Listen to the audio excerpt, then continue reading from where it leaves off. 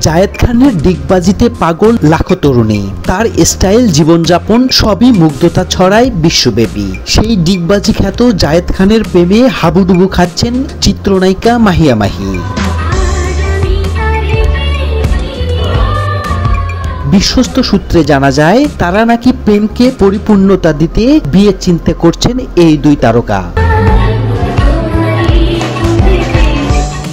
শোনা যায়, জায়েদ খানের সাথে মাহিয়া মাহি সংসার চলাকালীন সময় পরকীয় সম্পর্ক জড়ান। সেই গুঞ্জন ফাঁস হতেই মাহি তার স্বামী রাকিবের সঙ্গে দ্বন্দ্ব শুরু হয়। পরে মাহিয়া মাহি জায়েদ খানের জন্য রাকিব সরকারকে ডিভোর্স দেন। দুইটা মানুষ প্রেম করার সময় বোঝা যায় না, বিয়ে হলে তারপর বোঝা যায় যে কার কি প্রবলেম। জুলাই আন্দোলনের আওয়ামী লীগকে সমর্থন করায় জায়েদ খান পালিয়ে যুক্তরাষ্ট্রে অবস্থান করেন। সেখানেই আটকা পড়েন তিনি। মাহি এবং জাহেদ দুজনের দূরত্ব বাড়তে থাকে। পরে জায়েদ খান মাহিকে কাছে পেতে বারবার চাপ দেন। এদিকে মাহির বিরুদ্ধে বিভিন্ন মামলা থাকায় দেশ ত্যাগ করতে পারেন না।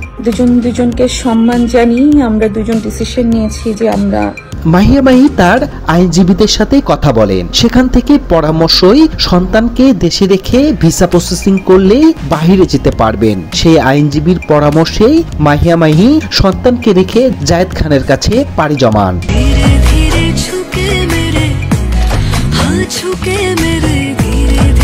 বিদেশের মাটিতে পা রেখে দীর্ঘ নিঃশ্বাস ফেলে সোশ্যাল মিডিয়ায় ঝড় তোলেন মাহিয়া মাহি। বিশ্বস্ত সূত্রে জানা যায়, জায়েদ খান সেই গাড়ির ড্রাইভিং করে মাহিকে হোটেলে নিয়ে যান এবং তারা দুজনেই একসঙ্গে সময় কাটাচ্ছেন বলে জানা যায়।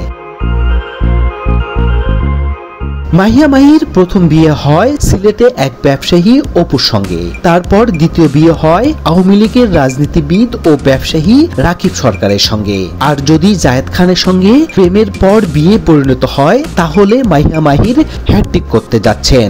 আর জায়েদ খানের হবে প্রথম বিয়ে। তো ভিউয়ার্স, আপনার কাছে কি মনে হয়, জায়েদ খান এবং মাহিয়া মাহির সংসার কতটা সুখের হতে চলছে? অবশ্যই জানাবেন কমেন্ট বক্সে।